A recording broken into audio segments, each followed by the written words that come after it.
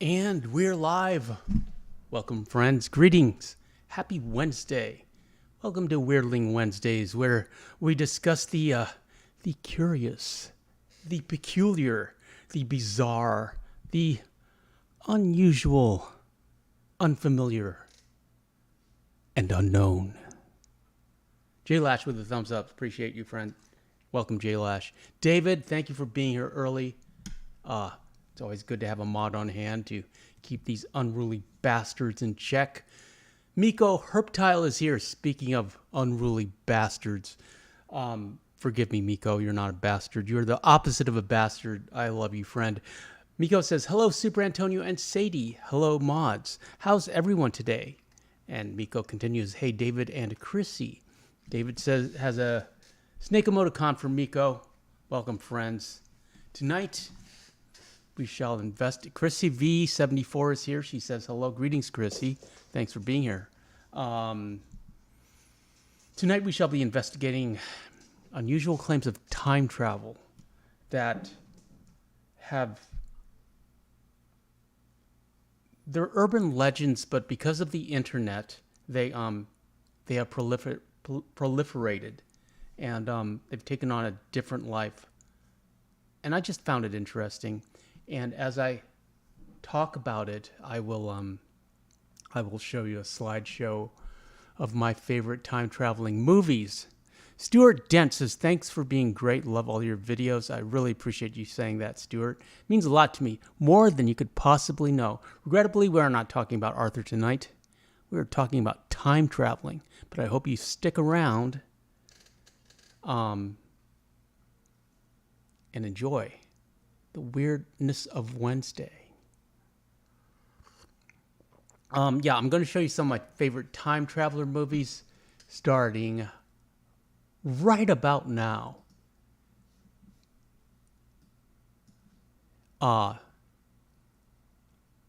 So we shall talk about this one guy, John Titor, or Titor, forgive me, because he seems to be the most famous of these internet time travelers. And if we have time, we'll discuss more. We'll discuss more of them, time travel claims and urban legends. So John Titor and time travel _0 are pseudonyms used on internet forums between 2000 and 2001 by an individual claiming to be an American military time traveler from the year 2036. His posts discussed various aspects of time travel and described future calamitous events, including a global nuclear war. The uniform inaccuracy of their predictions and inconsistencies in their explanations has led many to view the story with skepticism. A 2009 investigation suggested that the entire affair was a hoax created by Larry Haber, a Florida entertainment lawyer, and his brother John Rick Haber, a computer scientist. These claims have never been verified. Titor's posts.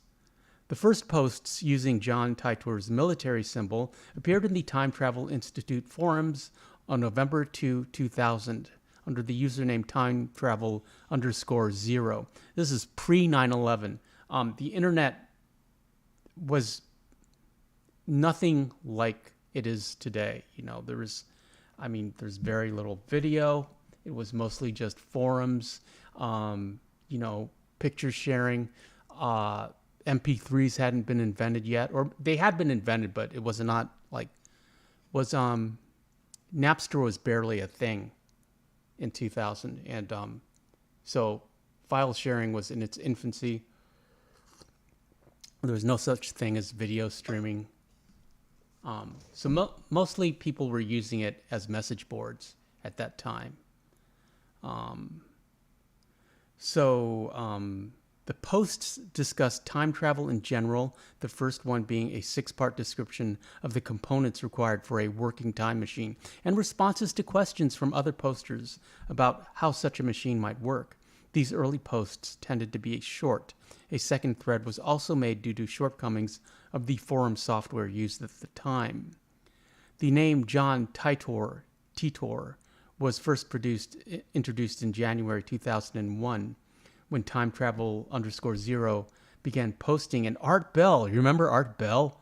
Post-to-post BBS forums, which required a pseudonym for every account. The first Titor post was made in late March 2001. Later, around 2003, various websites compiled Titor's posts, rearranging them into narratives. Not all of these sites refer to the original dates that the messages were posted on the forums. 7 viewers in the chat, welcome. We're talking about time travel tonight. And I'm showing you a slideshow of my favorite time travel movies and TV shows. And again, we cannot go full screen on these because of the copyright licensing issues. In his online postings, Titor claimed to be an American soldier from the year 2036 based in Tampa, Florida. He said that he was assigned to a governmental time travel project and that as part of the project he was sent back to 1975 to retrieve an IBM 5100 computer, which was needed to debug various legacy computer programs that existed in 2036, a possible reference to the Unix year 2038 problem. And the year 2038 problem is a time computing problem that leaves some computer systems unable to represent times after 3:14 and 7 seconds Universal Time UTC on 19 January 2038. Sort of like the 2000 the Millennium Bug, which never happened. The IBM 51 runs the APL and basic programming languages. Titor said that he had been selected for this mission because his paternal grandfather was directly involved in the original assembly and programming of the 5100. He attempted to provide proof of this by describing unpublicized features of the 5100, which led some people to believe that a computer scientist must have been behind the postings. Titor said that he was on a stopover in the year 2000 for personal reasons, to collect pictures lost in the future Civil War, and to visit his family, of whom he spoke often. Titor also said that for several months he had been trying to warn anyone who would listen about the potential threat of Creutzfeldt-Jakob disease spread through beef products.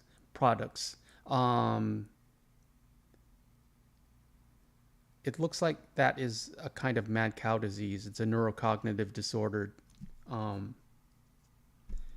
And about the possibility of an upcoming civil war within the United States. Sharp Frost is here. Greetings, Sharpie.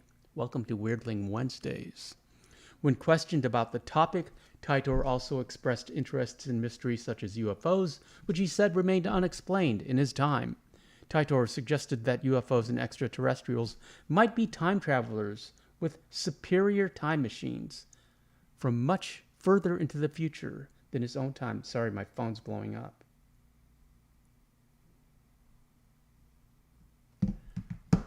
Thumbs up. I use thumbs ups a lot. The time machine. Titor described his time machine on several occasions. In one early post, he described it as a stationary mass temporal displacement unit powered by 2 top-spin dual positive singularities and producing a standard set Tipler sinusoid. And Frank Jennings Tipler is an American mathematical physician and cosmologist. The earlier posts were more explicit, detailing the components of the machine.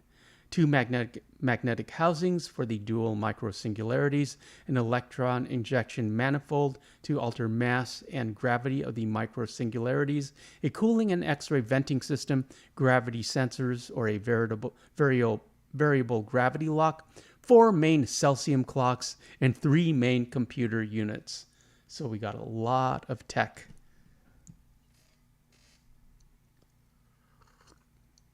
According to the posts, the device was installed in the rear of a 1966 Chevrolet Corvette convertible.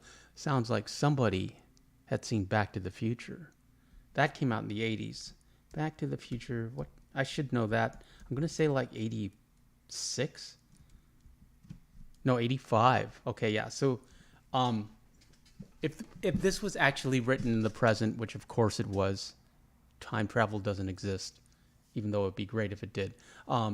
He had obviously seen Back to the Future. Later posts mentioned a 1987 truck with a four-wheel drive. Predictions.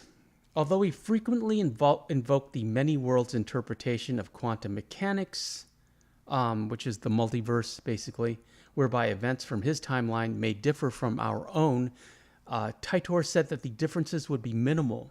As such, some have interpreted his descriptions of his timeline as predictions and have compared them with actual historical events that have occurred since Titor's final post in 2001. That's when the CIA got him. The most immediate of Titor's predictions foretold of a civil war in the United States having to do with order and rights. The war, as Titor described, would begin in 2005 with civil unrest surrounding the presidential election of the previous year. According to Titor, this civil conflict, which he described as having a Waco-type event every month that steadily gets worse, would be pretty much at everyone's doorstep and erupt into war by 2008. As a result, the United States would split into 5 regions based on a variety of factors, including differing military objectives. According to Titor, this civil war would end in 2015 with a brief but intense World War III, which Titor referred to as End Day. He specified Washington, D.C. and Jacksonville, Florida as cities that would be hit in the exchange and said that after the war, Omaha, Nebraska would be the new U.S. capital.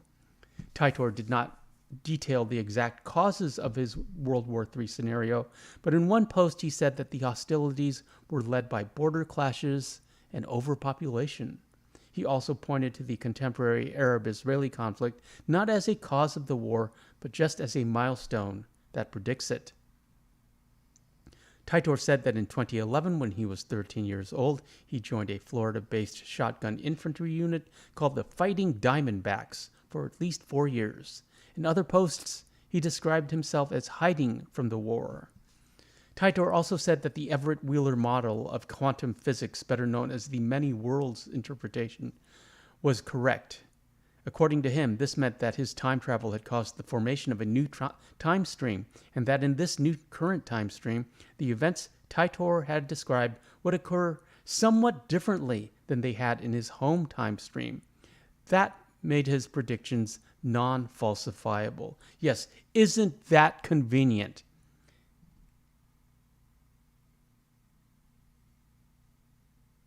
And this is interesting. Okay, let's go on a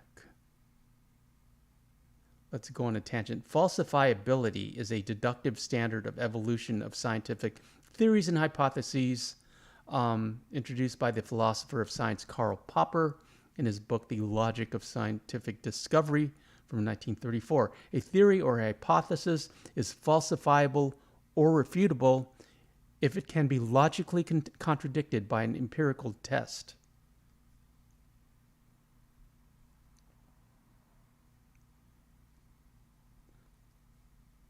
Criticism and discussion. The New Republic described Titor as the most famous of several internet forum posters, liars, who claimed to be time travelers. An Italian television program, Voyager, ai confini della conoscenza, aired the results of an investigation of John Titor in May of 2008. Private investigator Mike Lynch found no registry evidence, past or present, of any individual named John Titor. He did, however, identify the John Titor Foundation, which was a for-profit company formed in September of 2003 and had no office or address other than a rented post box in Kissimmee, Florida. An IP address connected with Titor, also geolocated to Kissimmee. There you go, we found him. Liar.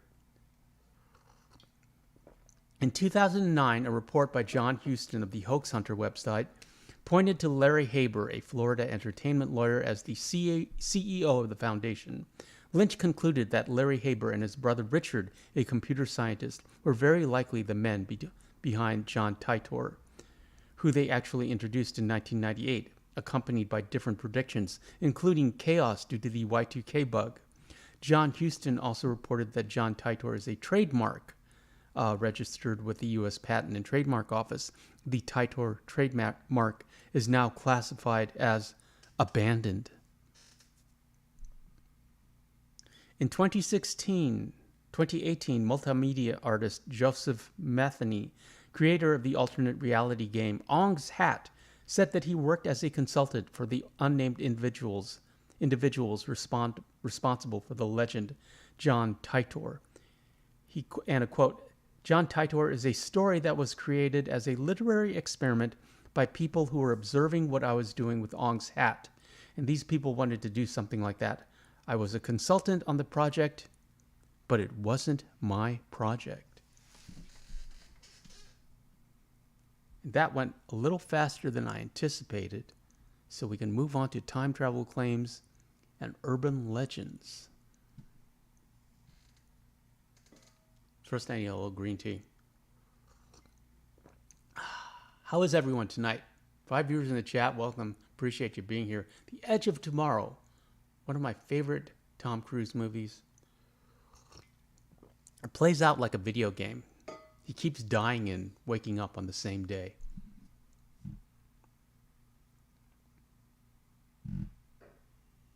There have been multiple accounts of people who have allegedly traveled through time, reported by the press or circulated on the internet. These reports have turned out to be either hoaxes or based on incorrect assumptions, incomplete information, or interpretation of fiction as fact, many being now recognized as urban legends. And Cloudy says, howdy y'all. Greetings, Cloudy. Appreciate you being here, friend. We're talking about time travel tonight. Alleged time travelers, starting with Charlotte Ann Moberly and Eleanor Jourdain from 1911. In 1911, Charlotte Ann Moberly and Eleanor Jourdain published a book entitled An Adventure under the names of Elizabeth Morrison and Frances Lamont. They described a visit to the Petit Trianon, a small chateau in the grounds of the Palace of Versailles, where they claimed they saw ghosts, including Marie Antoinette and others. Their story caused a sensation and was subject to much ridicule. That's not necessarily time travel. Then Chaplin's time traveler. In October 2010, Northern Irish filmmaker George Clark uploaded a video clip entitled Chaplin's Time Traveler to YouTube. The clip analyzes bonus material and a DVD of Charlie Chaplin's film The Circus. Included in the DVD is footage from the film's Los Angeles premiere at Grauman's Chinese Theater in 1928. At one point, a woman is seen walking by holding up an object to her ear. Clark said that on closer examination, she was talking into a thin black device that had appeared to be a phone. Clark concluded that this woman was possibly a time traveler. The clip received millions of hits and was the subject of a televised news story. If I were a time traveler from the future, in the past, and I had my phone, which was somehow connected to my time period, why would I bring it out in public?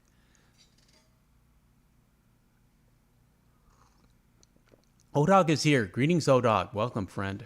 We're talking about time travel tonight. Nicholas Jackson, associate editor for The Atlantic, says the most likely answer is that she was using a portable hearing aid, a technology that was just being developed at the time. Or she could have been holding a pack of cigarettes to her ear. You know, there's so many different interpretations of that. Philip Skroska, an archivist at the Bernard Becker Medical Library of the Washington University School of Medicine, thought that the woman might have been holding a rectangular ear trumpet. New York Daily News writer Michael Sheridan said the device was probably a hearing aid, perhaps an acousticon manufactured by Miller Reese Hutchinson. The present-day hipster at a 1941 bridge opening, a photograph from 1941 of genuine authenticity of the reopening of the South Fork Bridge in Goldbridge, British Columbia, is sometimes alleged on the internet to show a time traveler. It was claimed that his clothing and sunglasses were of the present day and not of the styles worn in the 1940s, while his camera was anachronistically small. Further research suggested that the present-day appearance of this man would not have necessarily been out of place in 1941. The style of sunglasses he is wearing first appeared in the 1920s. On first glance, the man is taken by many to be wearing a printed t-shirt, but on closer inspection, it seems to be a sweater with a sewn-on emblem, the kind of clothing often worn by sports teams of the period. The shirt resembles one that was used by the Montreal Maroons, an ice hockey team from the era. The remainder of his clothing would appear to have been available at the time. His clothes are far more casual than those worn by the other individuals in the photograph. His camera is smaller than most of that era, but cameras of that size did exist. While it is unclear what make his camera was, Kodak had manufactured portable cameras of equivalent size since 1938. The time traveler hipster became a case study in the viral internet phenomena, which was presented at the Museums and the Web 2011 conference in Philadelphia. The mobile device in 1943. A photograph from 1943 of genuine authenticity showing a scene of holidaymakers in Towan Beach in Newquay, Cornwall, was uploaded to Twitter in November of 2018. And you should follow me on Xwitter at Red Superantonio, where I talk about such things. I don't. But I do post a lot of memes on Xwitter. And say things that I couldn't say here, or at least endorse things that I can't endorse here. Which was alleged by some viewers to show a time traveler operating an anachronistic mobile device such as a phone. This tweet was picked up by news outlets including Fox News in the US and various tabloid newspapers in the UK, such as the Daily Mirror. Fueled by media websites such as Lad Bible, it gained global coverage via news outlets in Russia, Iran, Taiwan, Hungary, China, and Vietnam, amongst others. Humphreys, the original uploader, was quoted in these stories as dismissing the time travel theories, stating that the man in question was probably just rolling a cigarette. Moving on to Rudolph Fentz, and 10 viewers in the chat. Welcome, friend. Odog says, Doctor Who or in general? Yes, in general, Odog. Timey-wimey, wibbly-wobbly. There is a Doctor Who slide in my slideshow somewhere. But it's mostly my favorite time travel movies. That one's from the Sarah Connor Chronicles. The story of Rudolph Fentz is an urban legend from the early 1950s and has repeated since as a reproduction of facts and presented as evidence for the existence of time travel. The essence of the legend is that in New York City in 1951, a man wearing 19th century clothes was hit by a car. The subsequent investigation revealed that the man had disappeared without a trace in 1876. The items in his possession suggested that the man had traveled through time from 1876 to 1951 directly. The folklorist Chris Aubeck investigated the story and found it originated in a science fiction book, A Voice from the Gallery, 1953, by Ralph M. Holland, which had copied the tale from I'm Scared, 1951, a short story by Jack Finney. Okay. So, the items in his, the officials at the morgue searched his body and found the following items in his pockets. A copper token for beer worth 5 cents, bearing the name of a saloon which was unknown even to older residents of the area. A bill for the care of a horse and the watching of a carriage drawn by a livery stable on Lexington Avenue that was not listed in any address book. About $70 in old banknotes. Business cards with the name Rudolph Fentz and an address on Fifth Avenue. A letter sent to this address in June 1876 from Philadelphia. And a medal coming in third in a three-legged race. None of these objects showed any signs of aging. Captain Herbert V. Rim of the Missing Person Department of NYPD tried to use this information to identify the man. He found that the address on Fifth Avenue was part of a business. The current owner did not know Rudolph Fentz. Fentz's name was not listed in the address book. His fingerprints were not recorded anywhere, and no one had reported him missing. Rim continued the investigation and finally found a Rudolph Fentz Jr. in a telephone book from 1939. Rim spoke to the residents of the apartment building at the listed address who remembered Fentz and described him as a man about 60 years old who had worked nearby. After his retirement, he moved to an unknown location in 1940. Contacting the bank, Rim was told that Fentz died 5 years before, but his widow was still alive, but in Florida. Rim contacted her and learned that her husband's father, Rudolph Fentz, had disappeared in 1876 at age 29. He had left the house for an evening walk and never returned. All efforts to locate him were in vain, and no trace remained. I like that. Cloudy says one of the best modern time travel shows is Dark. I highly recommend it. Dark, I don't know that one. There's one called Travelers. Have you heard of that one? It was on Netflix. Dark TV show. Oh, I have seen that. The German one with the cave. Yeah, that one's cool.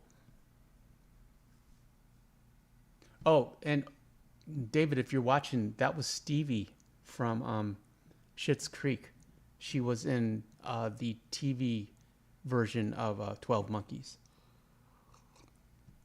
She plays a character based on Brad Pitt's character, I believe. I've only seen it once. It was a long time ago. I've always liked this picture of Arnold and Linda.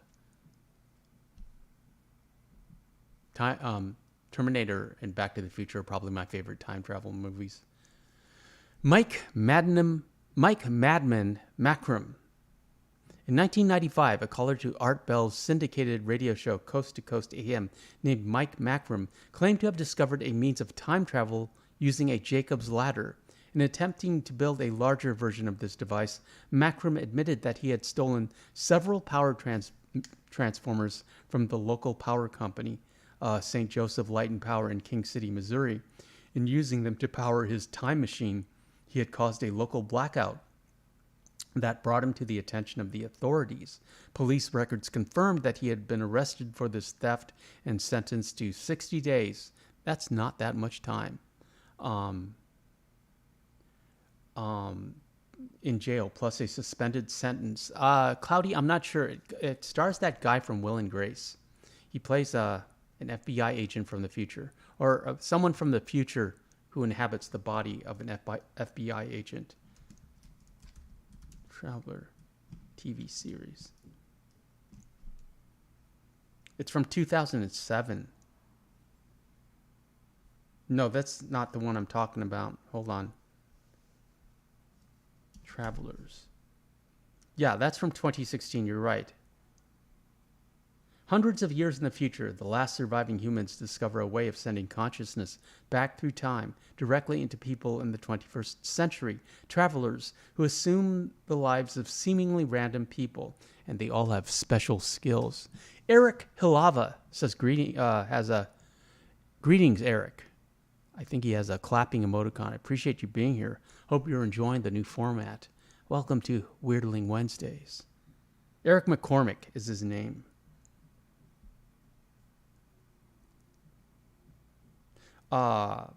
He called the radio show again in 1996, stating he was building a second time machine from legally acquired parts, and he was 30 days away from completing the device. He claimed to have sent around 200 items and small animals through this device and announced he was going to travel through himself.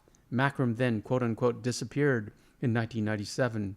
His absence led to a number of theories as well as giving birth to a number of urban legends.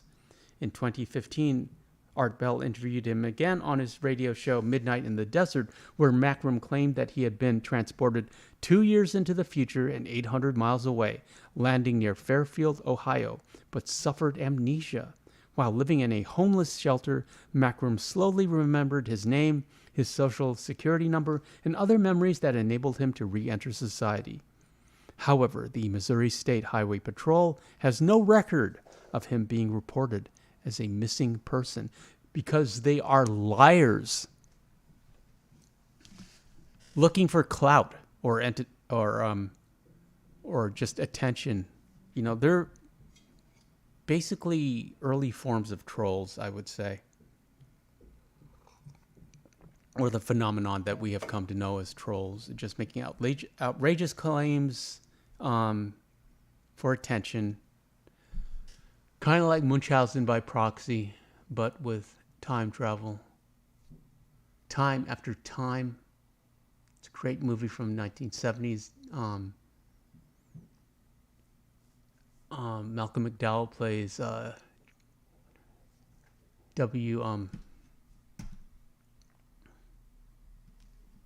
Time After Time. It's from 1979. Malcolm McDowell plays H.G. Wells and uses his time machine to go to the future. However, Jack the Ripper follows him, and he also goes to the future. And then he has to, fight Jack the Ripper. Mary Steenburgen's in it, too. Bob White / Tim Jones. Similar to John Titor, Bob White or Tim Jones sent an unknown number of spam emails onto the internet between 2001 and 2003. The subject of the emails was always the same, that an individual was seeking to find someone who could supply a dimensional warp generator. In some instances, he claimed to be a time traveler stuck in 2003, and in others, he claimed to be seeking the parts only from other time travelers. Several recipients began to respond in kind, claiming to have equipment such as the requested dimensional warp generator. One recipient, Dave Hill, set up an online shop from which the time traveler purchased the warp generator, formerly a hard drive motor, while another charged Dave thousands of dollars for time travel quote-unquote courses before he would sell the requested hardware. The name Bob White was taken from an alias that the second Dave used when responding.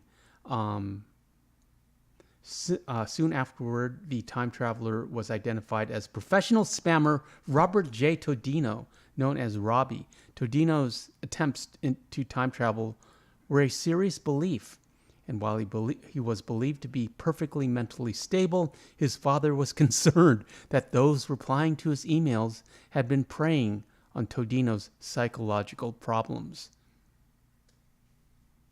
Cloudy says, "Oh my God, I forgot about Looper. Amazing film about time travel." Yeah, I thought about putting Looper in there, but it's not one of my favorites. Even though I can understand why you would like it, Cloudy. It's very popular. Mama One is here. Everyone, say hello to Mama One and also Papa One. Greetings, Papa One. We're talking about time travel. But I'm glad both you and David and Chrissy are here because I had something I wanted to tell you people that I will after we finish with our time travelers. In his book Spam Kings, journalist Brian S. McWilliams, who had originally uncovered Todino's identity for Wired magazine, revealed that Todino had been previously diagnosed with dissociative disorder and schizophrenia, explaining the psychological problems of which his father spoke. So a crazy person is spamming emails claiming to be a time traveler. Who would have guessed? Mom One says, "Hey Cloudy, hey superantonio, hey Sadie." Sadie's down here. She's under the desk. I'll bring her up for you. Hey, come here. Talking about time travel. What do you think of time travel? Hop up. Over here. Say hi to everyone in the chat. Tell them to like and subscribe. Ask them what they think about time traveling. Oh, this is good. Andrew Carlson. Andrew Carlson was supposedly arrested in March 2003 for SEC violations for making 126 high-risk stock trades and being successful on every one. As reported, Carlson started with an initial investment of $800 and ended up with over $350 million, which drew the attention of the SEC. Later reports suggest that after his arrest, he submitted a 4-hour confession wherein he claimed to be a time traveler from 200 years in the future. He offered to tell investigators such things as the whereabouts of Osama bin Laden and the cure for AIDS in return for a lesser punishment and to be allowed to return to his time craft. Although he refused to tell investigations of the location of workings of his craft. Somebody's barking outside. A mysterious man posted his bail and Carlson was scheduled for court hearing but was never seen again. Records show that he never existed. The Carlson story likely originated as a fictional piece in the Weekly World News, a satirical newspaper, and was later repeated by Yahoo News, where its fictitious nature became less apparent. It was soon reported by other newspapers and magazines as fact. This in turn drove word of mouth, spread through email inboxes and internet forums, leading to far more detailed descriptions of events. Eric says, Super Antonio, you ever watch Timeline? I don't know what that is, Eric. Timeline. It's a 2003 film. Ooh, interesting. While working at the site of an archaeological dig, Professor Johnson stumbles upon a wormhole and plunges back into time into 14th century France. Yes, I know that one. It was written by Michael Crichton, I believe. I have seen that or I've read the book. This sounds really familiar to me. Michael Crichton wrote Westworld and Jurassic Park. Let's see. Håkan Nordqvist. A video in 2006 shows a Swedish man named Håkan Nordqvist claiming that he had been accidentally transported to 2046 while attempting to fix the sink in his kitchen.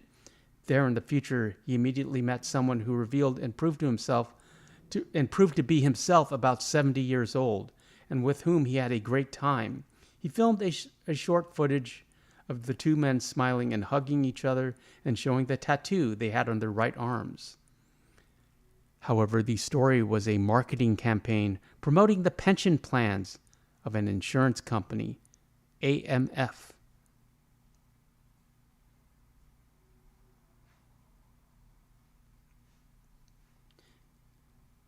An alleged time travel technology. Oh, we should have done this one. Die Glocke. Die Glocke, the bell, is a purported Nazi time machine that was supposedly part of a flying saucer. Ooh, I like this. Oh, I think we need to do this. Die Glocke was purported a top-secret scientific technological device, wonder weapon or Wunderwaffe, developed in the 1940s in Nazi Germany, first described by Polish journalist and author Igor Witowski in Prawda o Wunderwaffe. It was later popularized by military journalist and author Nick Cole, who associated with Nazi occultism, anti-gravity, and free energy suppression research. Mainstream reviewers have criticized claims about Die Glocke as being pseudo-scientific. Of course it is. Recycled rumors and a hoax. Die Glocke and other Nazi alleged miracle weapons have been dramatized in video games, television shows, and novels. Maybe we'll talk about that later. This is fun. Cloudy says, I'm surprised you don't have a Francis Sinclair screenshot. Yes, you're right. I could have done the whole thing about Francis Sinclair, but I don't want to get away from Arthur, but I want Wednesdays and Sundays to be more about Super Antonio, so we can get more viewers to the channel who don't necessarily play this game or know about it.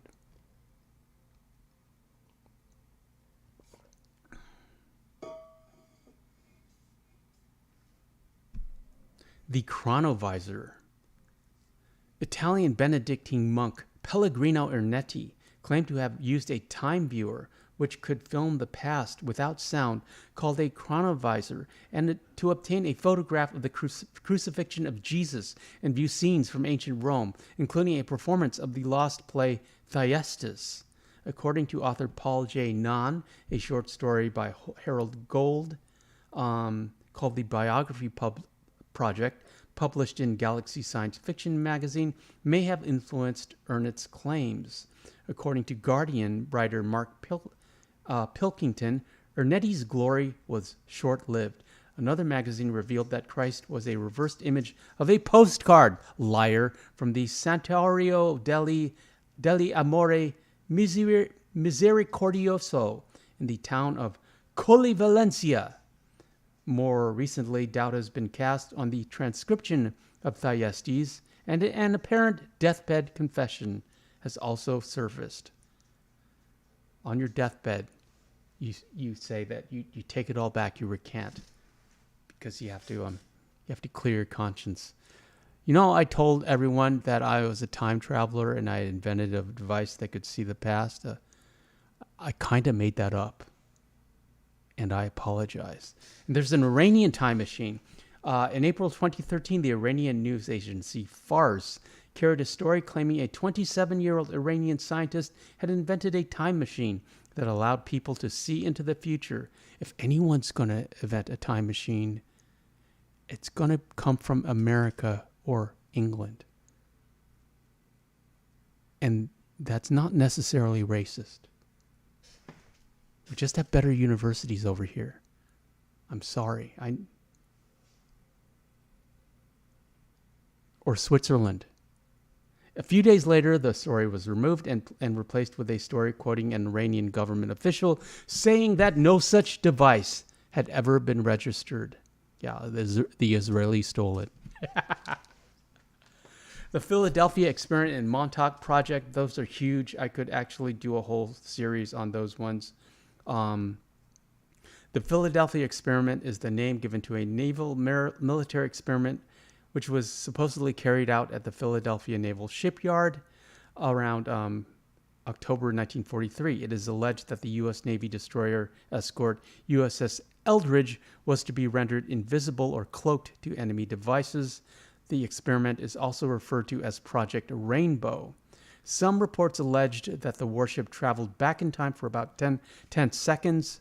However, popular culture has represented far bigger time jumps. What's that about? And that, my friends, is all I have for you about time travel. I hope you enjoyed it. I did want to talk to you about a couple things. Mama once says, Lordy, I remember when Terminator 2 came out, I had a niece who was obsessed with Edward Furlong. So she used to obsess over this, Pet Sematary and American History X. Poor Edward Furlong, he went down a dark path, but I think he's better now. I think he's sober. What was I going to say? Let me think. Okay, yeah, I remember now. What first? Mama 1, what's for dinner? And David, what's for dinner?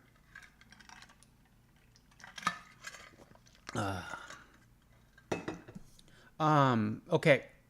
I had a thought as I was dog walking, as one does, where I really appreciate, enjoy Mama 1 and Papa 1 and David and Chrissy, both being essential members of this community and the chat, because for the reason that you four function as a couple and a team and a successful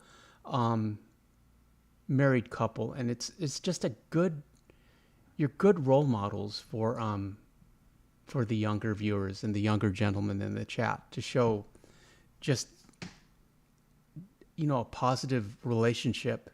And I know I'm not articulating this correctly. Basically, I just like having you in the chat. And I like having you as mods because you just show what it's supposed to be like. and I don't know if they have that in their lives. So it's good that you're here. Chrissy says, pizza and salad. Woman after my own heart. I call that pizza salad. Cloudy, I did not watch Godless. I did not. I apologize. But I did like put it in my list, my watch list. For you, Cloudy. Donnie Darko. Another fantastic time travel movie, which I can highly recommend. Edge of Tomorrow.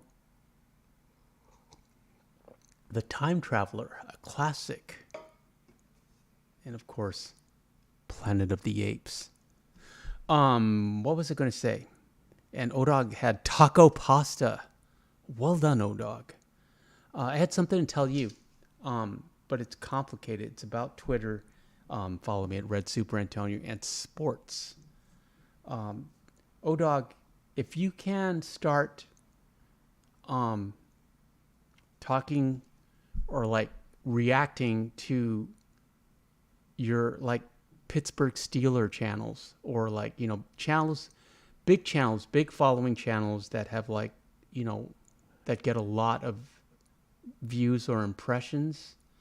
And then I could, because I follow you, I can quote your tweets and pick up some of those impressions on sports, because you know how weak I am on sports.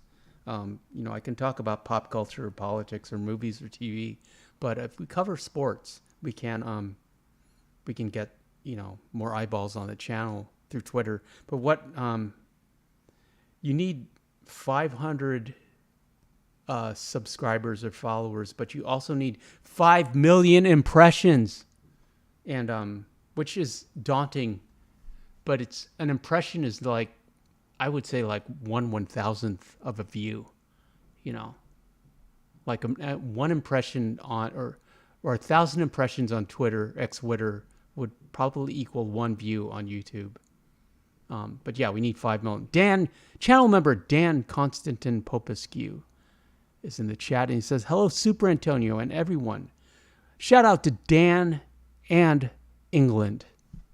Welcome, Dan. Appreciate you having you here. We were talking about time traveling. Now we're just kind of hanging out and talking about everything else. Oh, I have a story to tell you. It was funny. Let's bring Sadie back for the story. Well, it's not too funny. It was just interesting because she was involved in the story. Okay, so this afternoon, this just happened. I was walking this girl, Miss Sadie, and I was wearing because it's really hot out, I was wearing a black tank top and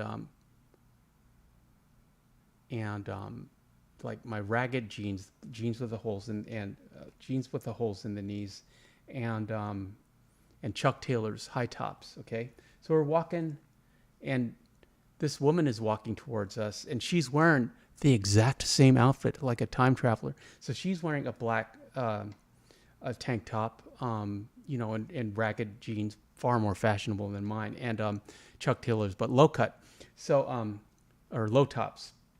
So I pull, and she's looking at us, and so I pull Sadie close just in case she's, you know, like she's scared of dogs, because you can't tell, even though Sadie's got a pink harness on and is like wagging her tail madly and smiling at everyone she meets. She's obviously friendly, but you know, some people are afraid of dogs. And as she walks by, she's looking at us. And so I smile, and it was like a friendly smile. It was not a flirty smile. It was just to show that I'm not a threat, you know. You know, because I got a dog, I'm in black, I might be scary looking to some people. Okay. And then she like stopped and was like, can I pet your dog? And I was like, sure, of course. She's very friendly. And so I made Sadie sit, and she pet her, and she pet him, and she goes, I'm sure you know, like she asked what her name was, and I said Sadie, and of course she went, hi, Sadie. And, you know, Sadie loves that. I think Sadie thinks everyone in the world knows her name. What's that about? And she kissed her. She kissed my dog. And So she's dressed exactly like me, which is funny, but she filled out her tank top a lot better than I fill out my tank top. And I looked. Oh, dog, I was so embarrassed. Oh, dog, I looked. I apologize. No, I don't apologize, not really. But it was funny. But, and she said that Sadie was a really cute dog and that you probably hear that all the time. And of course I said, we do, but she loves hearing it. And she just, she kind of said, I miss my dog. I'm not allowed to have a dog at my apartment. And I said, oh, that's sad. Well, anytime you see us, you're welcome to pet her, which I say to everyone. But this time, for a second, I caught a little bit of a vibe, and it might just be because it's summer, and really liked her in that tank top. That I thought for a second of like taking it a little bit further and just like introducing myself or asking what's your name? I'm Super Antonio, but I didn't. I erred on the side of caution. Just because you kiss my dog does not mean you want to kiss me. And but I did, as we walked away, I told Sadie, do you think she was flirting with me? And Sadie was, of course she was, Dad. Of course she was. And I was like, I don't think so. I think she just like you. And Sadie was like, how could she not like you? Everybody likes you. And I was like, I really appreciate you saying that, but I don't think that's true. But thank you for feeling that way. And Mama One had chicken teriyaki. I love chicken teriyaki. Homemade with white rice, sauteed with mushrooms, onions, caramelized, and peanut butter fudge. Oh, wow. Now I want peanut butter fudge. That sounds delicious, Mama One. You win yet again. And Papa One says, Papa One approves, Super Antonio. I couldn't help myself. I looked, but she like, if you're going to get down on your knees and like hug my dog and kiss her, I'm watching my dog. I'm technically watching my dog just to make sure that she's not going to do anything crazy. But, if you're like,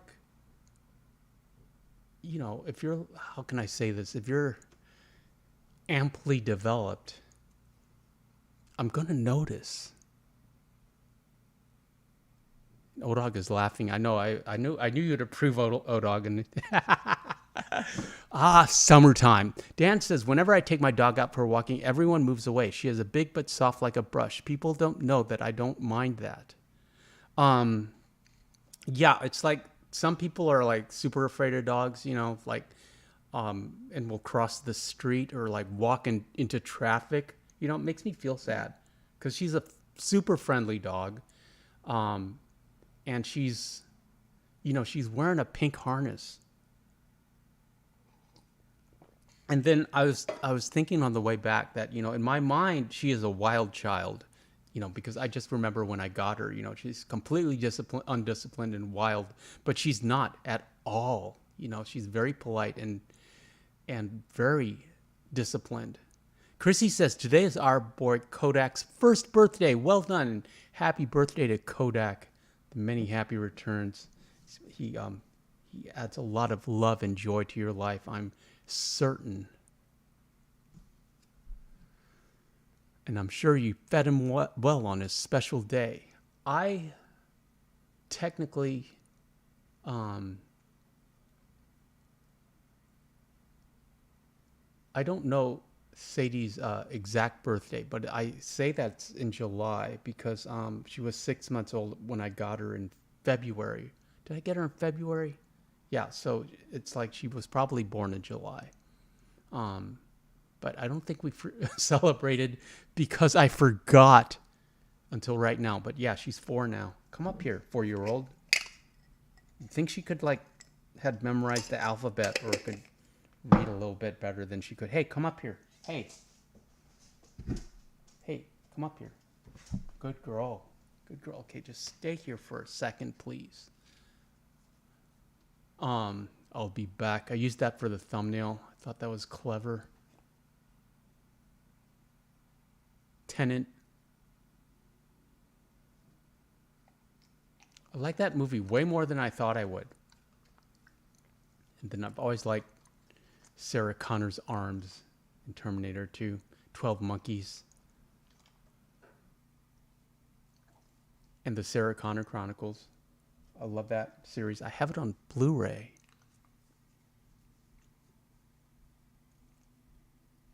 But yeah, Chrissy and David and Odog, um, Papa One and Mama One, you're great. You are a great inspiration for the chat and for the younger members of our community, and I think it's important for them to view you as resources. Dan says, all the best, everyone. I go to sleep. I am very tired from work. Really appreciate you checking in, Dan, and I know it's late for you, and thank you for being here. On Wednesdays, we Weirdling. I'll see you in part 14.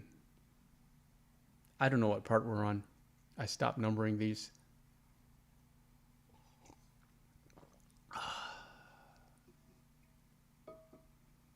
David says, see ya, Dan.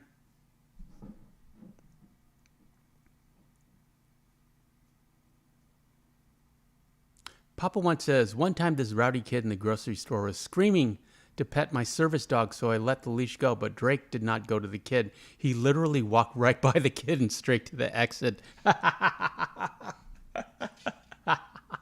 Yeah, dogs know. Odog has a bunch of peace signs.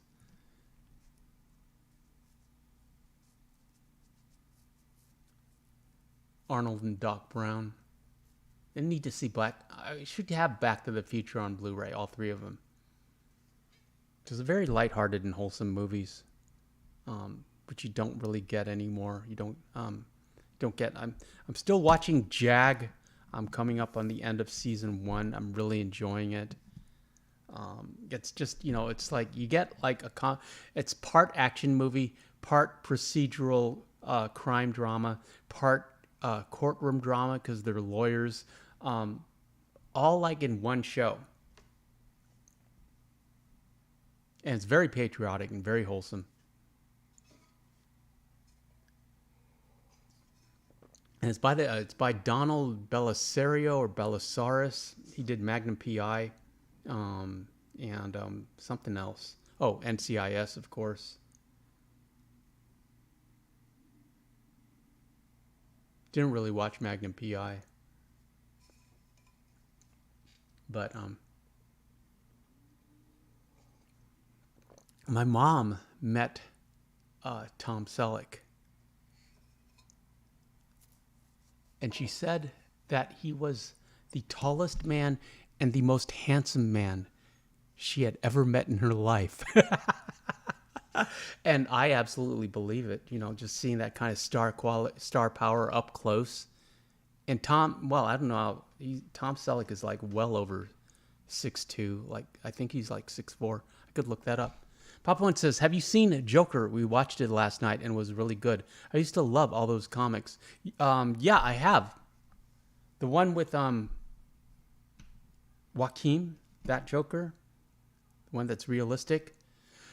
Papa One says, the movie was really good. It was actually tragic because even though it's a movie, I've known people like him who are broken and snap. It is a sad fact of life. Yeah, he had a tremendous performance.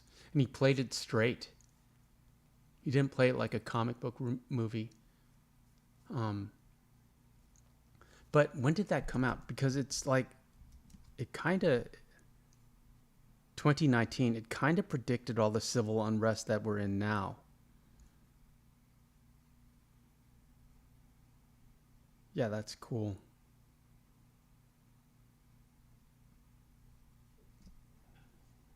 Mama One says, I thought Tom Selleck was handsome until I seen him shirtless too much chest hair for my taste.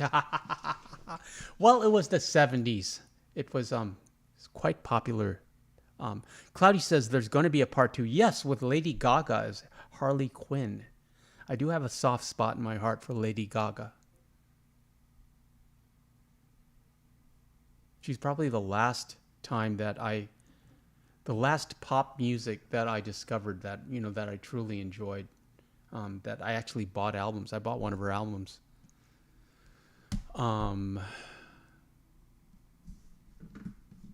Sorry, I didn't know that this was the support text was going all this time. Papa One says it could have been a separate movie. That's how good it portrayed. It could have not been set in Gotham and still would have been an Oscar-worthy film. Yeah, it seems like all of America has turned into Gotham, at least the big cities. What's that about? Except there's no Batman. It's just a city populated by jokers and penguins.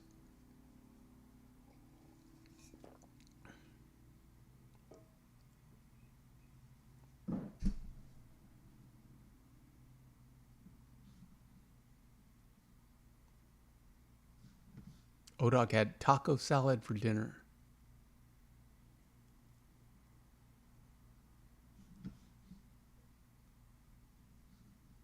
"12 Monkeys." Has everyone in the chat seen 12 Monkeys? Highly recommended. With a very young Brad Pitt and a much younger, but still basically bald, Bruce Willis. And that's it's from the mid-90s. I could look it up, but I can't be bothered right now. At any rate, friends, I appreciate you being here. I hope you enjoyed our little foray into time travel. Shout out to the mods, ODog and Chrissy and David and Papa One and Mama One. Thank you so much for being here. Miko, as always, and Sharpie, if you're still here, and Cloudy and Eric.